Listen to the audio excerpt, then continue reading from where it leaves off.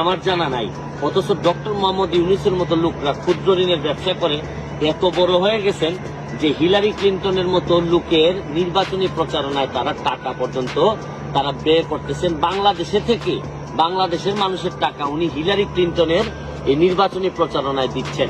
শুনেন, আমি একটা জিনিস আপনাদেরকে বলি, এই দুঃসময়ে এখন যে সময়টা ক্রাইসিস মোমেন্ট, এই সময়ে আওয়ামী লীগের মধ্যেই আমি আওয়ামী লীগের যারা আছেন সবাইকে দাবি করব, যে যার খুলস থেকে বেরোয় আসেন।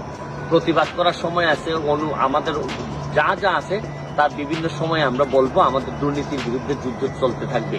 কিন্তু এখন মনে রাখবেন যে জননেত্রী শেখ হাসিনা, আমি বারবার বলছি যে উনি যদি না থাকেন তাহলে আমাদের মতো মানুষের প্রতিবাদ করার সাহসও থাকবে না। কারণ উনি বঙ্গবন্ধু কন্যা বলেই আজকে আমাদের এরকম প্রতিবাদ করার সাহস আমরা পাচ্ছি।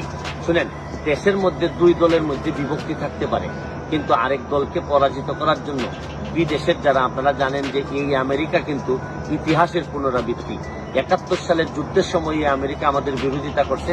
এখন যখন বাংলাদেশ যখন অন্য লেভেলে চলে যাচ্ছে উন্নয়নের দিক থেকে, তখনও কিন্তু আমেরিকা আমাদের বিরোধিতা করতেছে। এই ইউনূস সাহেব দেখেন, আপনারা ইউনূস সাহেবের বলবেন যে আমি ইউনূস সাহেবের বদনাম করি কিনা।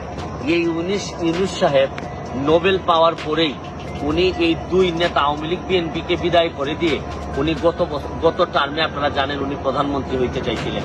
এইবারও উনি ষড়যন্ত্র করে আবারও উনি প্রধানমন্ত্রী হইতে চান। একটা মানুষ যখন বারবার যখন প্রধানমন্ত্রী হইতে চান, তখন উনি কিন্তু মনে রাখবেন যে তার মনের মধ্যে কিন্তু কোনো ভালো জিনিস নাই। পদ্মা সেতুতে উনি বিরোধিতা করছেন। শুনেন, যাই করুক না কেন উনি বাংলাদেশের বিরোধিতা করতেছেন, এইটা বাংলাদেশের জন্য কোনো ভালো হবে না। এবং উনি যত বড় নোবেল বিজয়ী হন না কেন, নিজের দেশের বিরোধিতা করে আমার মনে হয় উনি কোনোদিন মানুষের মনে জায়গা নিতে পারবেন না।